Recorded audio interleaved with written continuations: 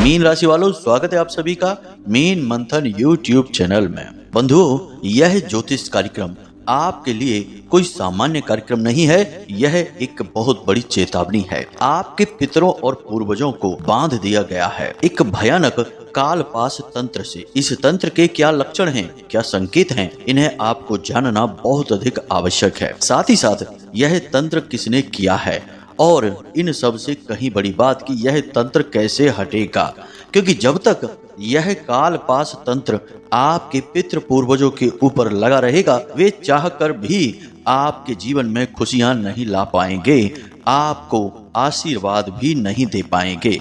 फिर चाहे आप कितना ही उनके लिए पिंड दान तर्पण श्राद्ध पक्ष में कुछ भी करते रहिए, कुछ भी लाभ उन्हें प्राप्त नहीं होने वाला है और ना ही आपके जीवन में कोई खुशी, कोई बदलाव आने वाला है। अब यदि आपने हमारी बातों को हल्के में लिया और इस विषय की गंभीरता को नहीं समझा, तो फिर आपके जीवन में भयंकर से भयंकर परिस्थितियों का निर्माण होते देर नहीं लगेगी।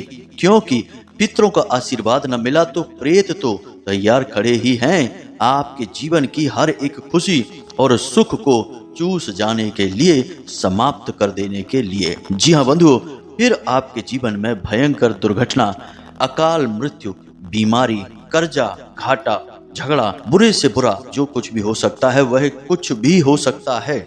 इसलिए बेहतरी इसी में है कि जब कुछ भयानक बुरा हो उससे पहले ही हम इस समस्या को अच्छी तरह से समझ लें और इसके समाधान भी जल्द से जल्द ढूंढ लें, ताकि हमारे जो पितृ हैं, पूर्वज हैं, वे हमारी रक्षा कर सकें। याद रखना कि आपके प्रथम देवता पितृ ही हैं और आपके सबसे बड़े रक्षक, आपके पालनहार, आपके पितृ देवता ही हैं। ऐसे में उनका बंधन आपके जीवन का बंधन हुआ, आपकी हर एक खुशी का बंधन हुआ और आपके जीवन में आ रही हर एक समस्या का सबसे बड़ा कारण हुआ। जी हाँ बंधुओं, तो ऐसे में आप यह भूल बिल्कुल भी मत करना। इस कार्यक्रम को हल्के में बिल्कुल मत लेना। हर एक बात की गंभीरता को समझना और जो भी बातें हम आपको बताने जा रहे हैं, जो संकेत, जो लक्षण हम आपको बताने जा रहे हैं, उन्हें पूरी गंभीरता के साथ अपने जीवन में मिलाकर देखना। यदि आपको एक दो संकेत भी मिल जाएं, तो इस पितृपक्ष में इसका समाधान अवश्य कर लेना, वरना फिर आप यही कहते फिरोगे कि जीवन में सिवाय दुख के कुछ भी नहीं है। गुरुजी, हमारे जीवन में इतने कष्ट, इतनी परेशानियां क्यों हैं? तो आपके मन के इन सारे सवालों के जवाब आज के इस कार्यक्रम में मिलने वाले हैं कि क्यों आपके जीवन में इतने कष्ट हैं, क्यों आपके पितृ देवता, देवी देवता, आपके पूज्य आराध्य कुल देवी देवता आपको लाभ नहीं पहुंचा पा रहे हैं। हर एक समस्या का क्या कारण है और उसका क्या समाधान है, सारी बातों को हम आज विस्तार से आपको समझाने जा रहे हैं। बंधुओं, एक बात हम आपको बता दें कि यह कोई साधारण कार्यक्रम नहीं है। यह आपके जीवन के लिए एक संजीवनी बूटी है, जिसे हम चुनकर पूरी मेहनत के साथ माता भद्रकाली की कृपा और आशीर्वाद के साथ लेकर आए हैं। अब ऐसे में यह आपका धर्म है कि आप इस संजीवनी बूटी को स्वीकार करें, इसका विधिवत नियम और संयम के साथ प्रयोग शुरू करें और अपने जीवन में आ रही हर एक बाधा को समाप्त कर डालें। जी हाँ बंधु, तभी हमारी मेहनत भी सफल होगी और माता रानी के प्रति हमारी भक्ति भी कामयाब रहेगी। क्योंकि हम जो भी कुछ इस कार्यक्रम में आपको बताने जा रहे हैं वह माता रानी के द्वारा दी गई अनुभूतियों और उनके आदेश और आभास के आधार पर ही बताने जा रहे हैं। इसलिए हमारे द्वारा बताई जाने वाली हर एक बात पत्थर की लकीर होने जा रही है। बंधुओं, चाहे आपको हो या ना हो, लेकिन हमें अपनी माता रानी पर अंधा विश्वास है। हम सिवाय उनके किसी और के विषय में ना सोचते हैं और ना किसी की बात मानते हैं। और जब माता रानी ने आदेश किया कि आप लोगों को यह कार्यक्रम देना चाहिए, तो हमने तुरंत इसकी भूमिका बनाकर शास्त्रों के अध्ययन के द्वारा प्राप्त ज्ञान के आधार पर तंत्र मंत्र की संपूर्ण विधियों को खंगाल कर आपके लिए यह बेहतरीन ज्ञानवर्धक रामबाण कार्यक्रम लेकर आए हैं। तो बंधुओं, बस हमारा आपसे यही कहना है कि आप इस कार्यक्रम को अंत तक अवश्य देखना। हो सकता है कि कुछ बातें आपको अटपटी सी लगें शुरुआत में, क्योंकि इन चीज़ों के बारे में आपको ज़्यादा अभ्यास नहीं है। सामान्य इंसान को तंत्र मंत्र के बारे में मारण क्रियाओं के बारे में और तरह तरह के झाड़ फूंक के बारे में ज्यादा पता नहीं होता है। तो ऐसे में आप लोग थोड़ा सा यह सोचेंगे कि गुरुजी क्या बातें बता रहे हैं, लेकिन जब हम आगे बढ़ेंगे कार्यक्रम में तो धीरे धीरे आपको सब कुछ समझ में आने लगेगा और फिर आप हमारी हर बात से सहमत भी होने लगेंगे। तो बस कार्यक्रम को अंत तक देखना।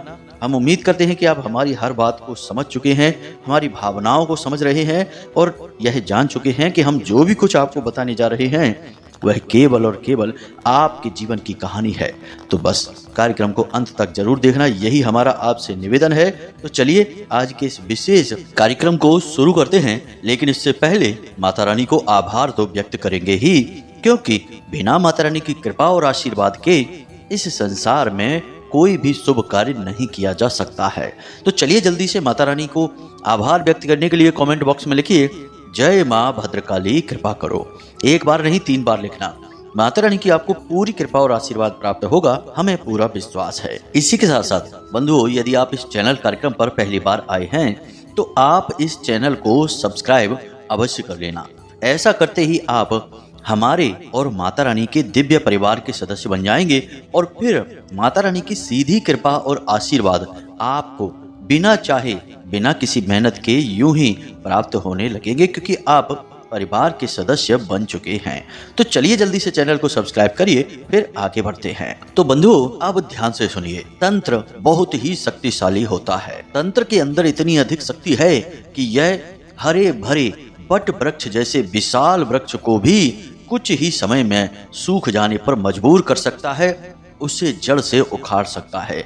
किसी अच्छे खासे भरे पूरे परिवार में आग लगा सकता है, सारी खुशियों का नाश कर सकता है, अच्छे खासे बने हुए मकान को भी ध्वस्त कर सकता है। तंत्र की शक्तियों के बारे में जितनी बात की जाए उतनी कम है, लेकिन तंत्र के 2 मुख्य प्रकार होते हैं। एक सात्विक तंत्र होता है और एक तामसिक तंत्र होता है।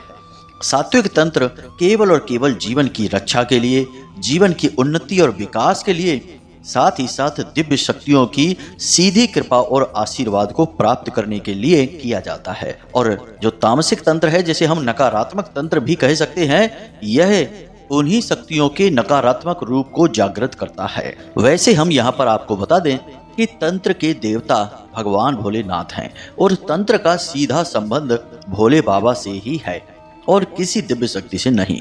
माता काली और भगवान भोलेनाथ तंत्र के भगवान हैं, तंत्र की देवी हैं। तो अब असल में यहाँ पर हम नकारात्मक तंत्र यानी पितृ बंधन के विषय में बात करने जा रहे हैं। अब सोचने वाली बात यह है कि इस प्रकार के बंधन कोई क्यों करेगा? तो सीधी सी बात है कि जिसे किसी से समस्या होगी वही तो यह करेगा, और जिसकी पहुंच भी इस प्रकार के तांत्रिकों के पास होगी। अब हम आपको बताएं कि इस संसार में आपसे चलने वाले लोगों की कोई कमी नहीं है।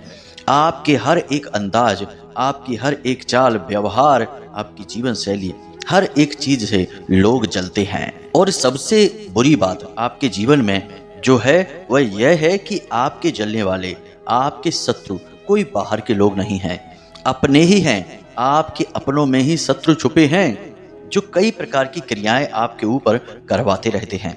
अब हो सकता है कि आपको हमारी यह बात सुनकर थोड़ा सा अटपटा लग रहा हो, अजीब लग रहा हो, लेकिन ये बात आज के समय की सच्चाई है।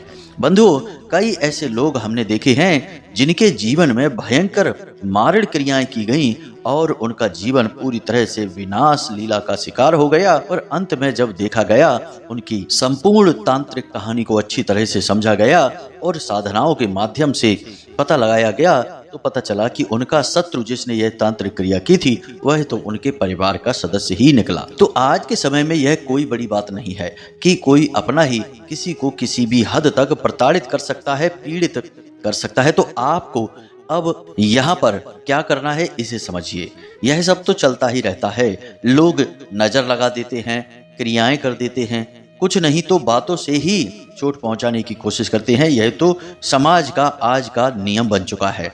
आज समाज में ऐसे ही लोग ज्यादा घूम रहे हैं जो दूसरों के शुभ चिंतक हैं, मतलब कि दूसरों का शुभ होते देखा तो उन्हें चिंता हो जाती है। ऐसे वाले शुभ चिंतक ज्यादा घूम रहे हैं। तो अब इनके विषय में फिलहाल हम बात नहीं कर रहे हैं, हम आपके पितृ बंधन के विषय में बात कर रहे हैं।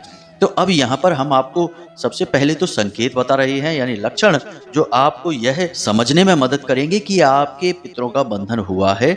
साथ ही साथ हम आपको पितृ बंधन मुक्ति के कुछ शक्तिशाली उपाय भी बताएंगे, जिससे आपके पितृ बंधन मुक्त हो जाएंगे और आपको शुभता का आशीर्वाद भी देंगे। इसलिए अब सारी बातों को ध्यान से समझना।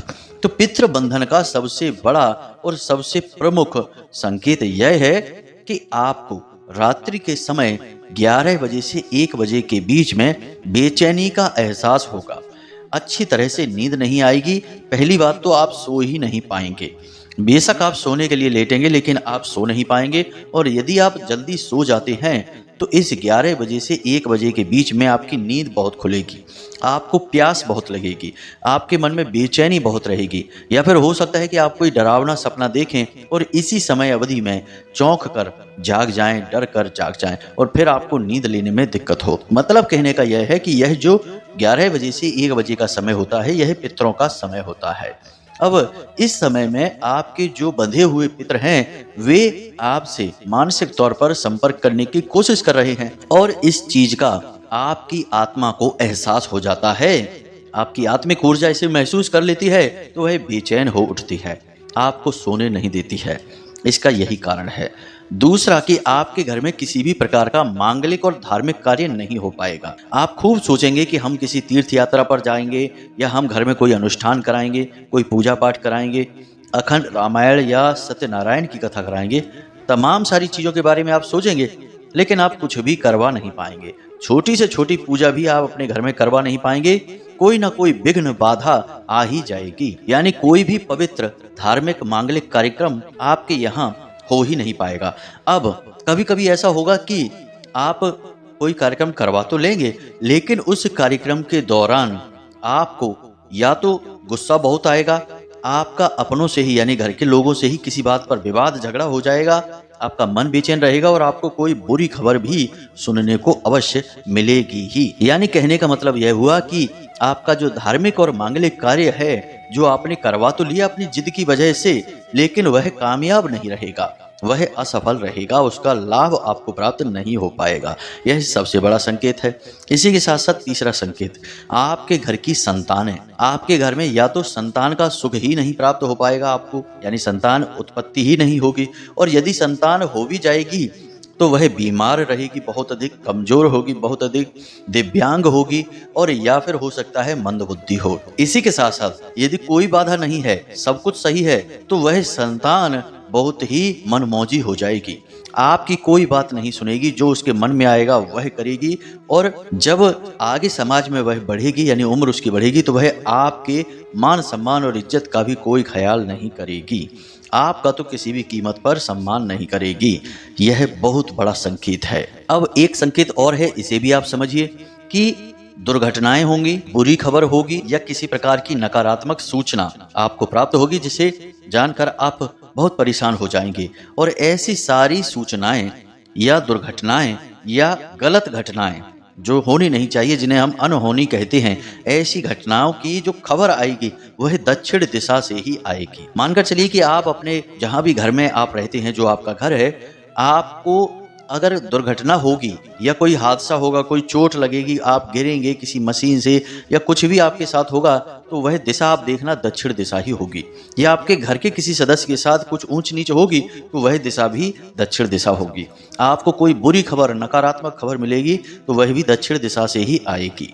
यह निश्चित है, क्योंकि दक्षिण दिशा ही यम की दिशा है, पितरों की दिशा है। अब कुछ और संकेत हैं, इन्हें भी आप समझिए। आपके घर में अचानक से पीपल का पौधा, बेर का पौधा, गूलर का पौधा, बरगद का पौधा, बम्बूल का पौधा, ऐसे पौधे अचानक से उगने लगेंगे। जी हाँ बंधु, जरा आप गौर करके देखना, आपके घर में यानी घर की बाउंड्री पर हो सकते हैं, घर की छत पर हो सकते हैं, जहां मिट्टी डली होगी वहां पर, दीवालों पर हो सकते हैं, इस तरीके के पौधे उगने लगेंगे।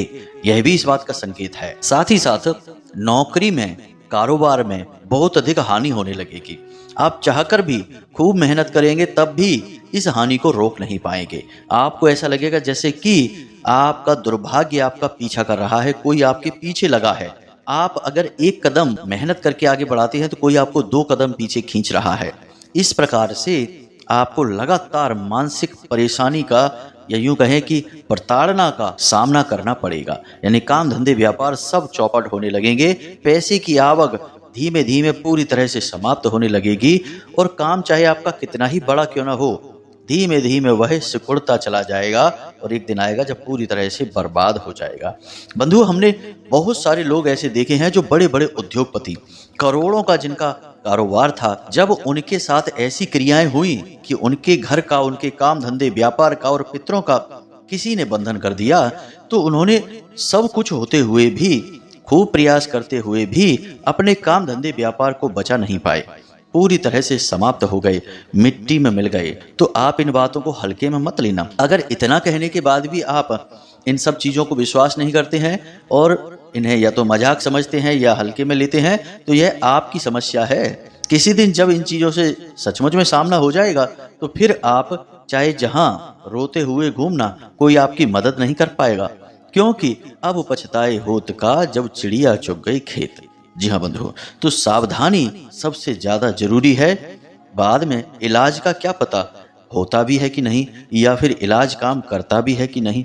तो हम बीमारी के आने का इंतजार क्यों करें, हम पहले ही सावधानी क्यों ना बरतें, लक्षणों और संकेतों को क्यों ना पहचानें और उन संकेतों का और लक्षणों का इलाज करके पहले ही, बीमारी फैलने से पहले ही अपना उपचार क्यों ना कर लें।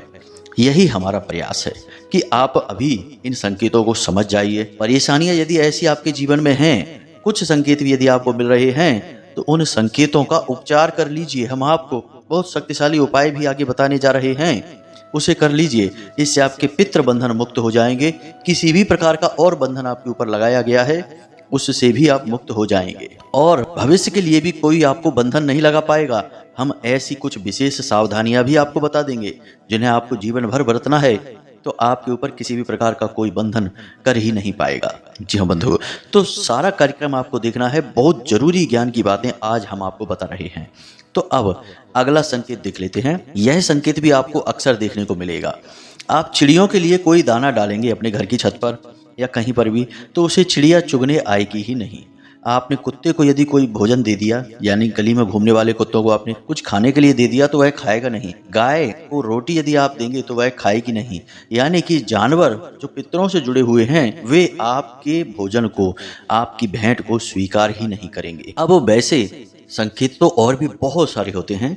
संकेतों के बारे में ही यदि बात करें तो घंटों हम बात कर सकते हैं, लेकिन जो मुख्य मुख्य संकेत हैं हमने उन्हें आपको बता दिया है। अब यदि इनमें से आपको एक दो संकेत भी अपने जीवन में दिखाई देते हैं तो आप सावधान हो जाना। अब जो हम आपको बताने जा रहे हैं उसे गहराई से समझना और अपने जीवन में उसे उतार लेना, ताकि आपका भविष्य खतरे में ना आए। तो अब ध्यान से सुनिए कि यह क्रिया क्या है। सबसे पहले तो आप, जो हमने आपको बताया है कि पंच बलि संस्कार, इस पितृपक्ष में उसे जरूर किसी योग्य ब्राह्मण के द्वारा करवा लें। जो पंडित जी होंगे, जो कर्मकांड ब्राह्मण होंगे, उन्हें बुलाकर आप इस क्रिया को जरूर करवा लें। इससे आपके पितृ बलिष्ठ हो जाएंगे, ऊर्जावान हो जाएंगे, और जब पितृ ऊर्जावान हो जाएंगे तो फिर बंधन उनके अपने आप ही कमजोर होने लगेंगे। देखो, समझने वाली बात यहाँ पर यह है कि तांत्रिक जो बंधन होते हैं उनकी काट तांत्रिक के पास ही होती है और उसी तांत्रिक के पास होती है, या फिर कोई बहुत ही महान महातांत्रिक आ जाए जो किसी विशेष तंत्र की काट कर सके। यह बिल्कुल वैसा ही है कि जिस सांप ने किसी को काटा और उस काटे का इलाज उसी सांप के जहर से होगा। जी हाँ बंधु, तो बिल्कुल वैसा ही तंत्र में होता है कि जिस तांत्रिक ने वह तांत्रिक क्रिया कर दी है, तो या तो यह पता चल जाए कि किस विशेष तांत्रिक क्रिया के द्वारा बंधन किया गया है, या फिर वह तांत्रिक स्वयं चाहे तो इस बंधन को काट सकता है। तो अब यहाँ पर यह समझना बड़ा मुश्किल होगा कि भाई किस प्रकार की तांत्रिक क्रिया की गई है। हजारों लाखों प्रकार की तांत्रिक क्रियाएं होती हैं। अब जो हमने आपको बताया है कि कालपास, तो पितरों को बांधने के लिए कालपास का प्रयोग किया जाता है, लेकिन इसकी भी प्रयोग विधियां बहुत तरह से होती हैं। अलग अलग चीजों के माध्यम से यह प्रयोग किया जाता है।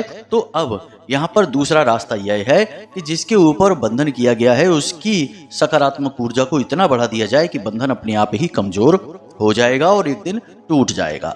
जैसे कि आपको कोई रस्सी से बांध दे, फिर आप इतनी मजबूत हो जाएं, इतने शक्तिशाली हो जाएं कि वह रस्सी कमजोर पड़ जाए और आप उसे तोड़ दें तो बंधन मुक्त हो गए। बिल्कुल वैसा ही है। तो अब यहाँ पर यदि आप इस श्राद्ध पक्ष में यदि अपने पितरों की ऊर्जा वर्धन के लिए यह पंच बलि संस्कार करवा लेते हैं तो आपको पितरों के लिए ऊर्जा वर्धन करने का बहुत अच्छा अवसर प्राप्त होगा। आपके पितृ ऊर्जावान हो जाएंगे तो बंधन अपने आप कमजोर हो जाएगा। इसी के साथ साथ हम आपको कुछ और चीजें भी बता देते हैं जिन्हें आपको अपने घर के 4 कोनों में रख लेनी है। इससे भी सारे बंधन किसी भी प्रकार के जो आपके पितरों पर किए गए हैं वे समाप्त हो जाएंगे।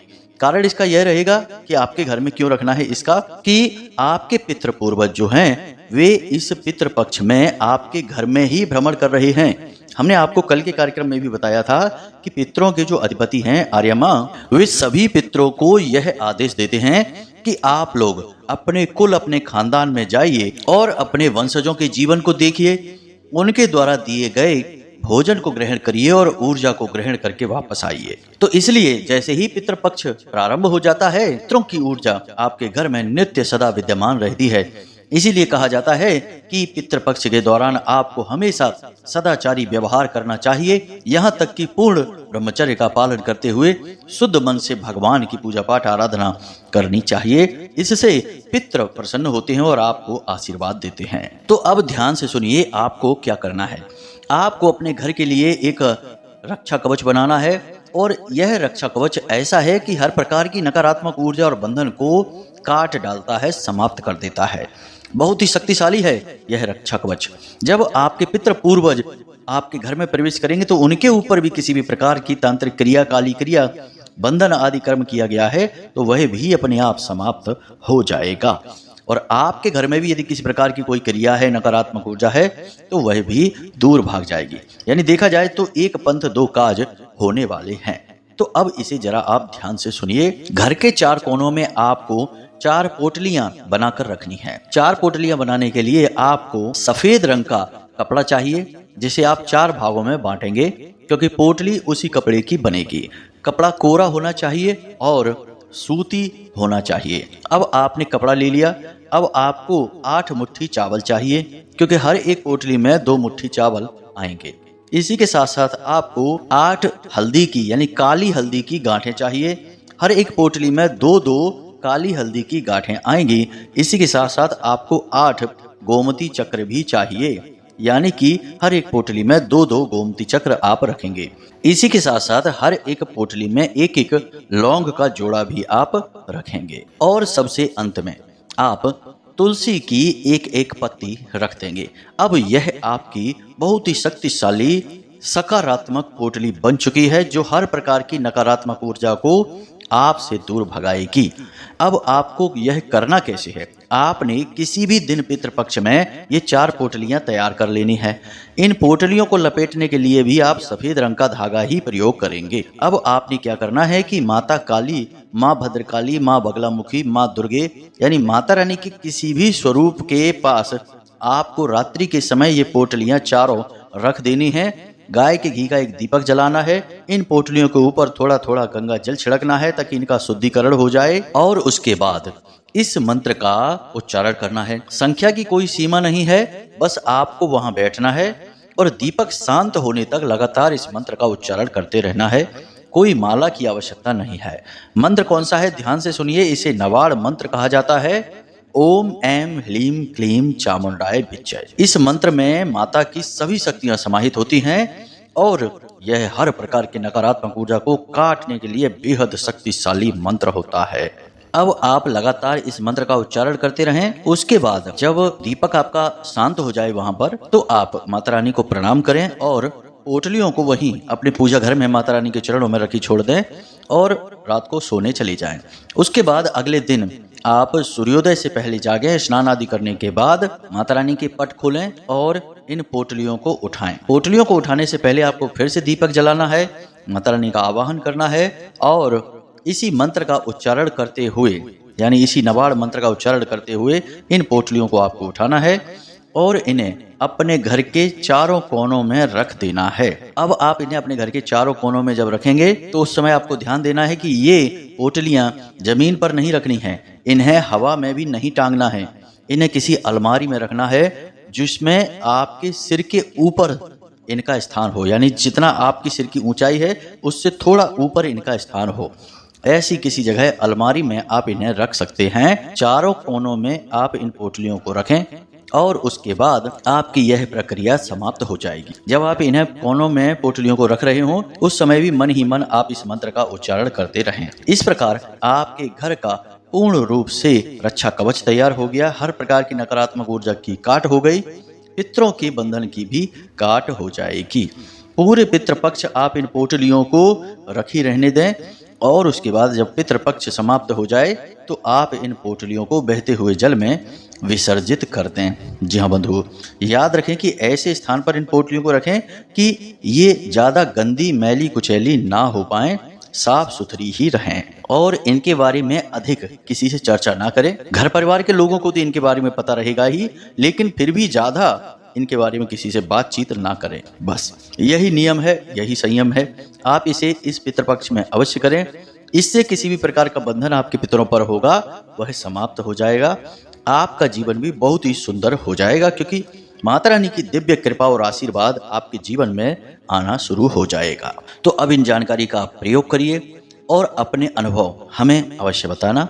अब यदि कोई प्रश्न आपके मन में उठे तो आप कमेंट करके या व्हाट्सएप नंबर जो डिस्क्रिप्शन बॉक्स में दिया गया है उस पर मैसेज करके हमें प्रश्न पूछ सकते हैं। समय मिलने पर हम आपके प्रश्नों के जवाब आपको अवश्य देंगे। इसी के साथ साथ आज के इस वीडियो को विराम देते हैं। हमेशा हंसते रहिए, मुस्कुराते रहिए, सकारात्मक रहिए और भगवान पर आस्था बनाए रखिए और दिन में एक बार मंदिर अवश्य जाइए, क्योंकि आपका उद्धार तो भगवान की कृपा से ही होगा। बिना उनकी कृपा और आशीर्वाद के कुछ भी नहीं हो सकता है। तो प्रेम से बोलिए जय माई की, जय मां भद्रकाली। माता रानी आपका कल्याण करेंगी। धन्यवाद।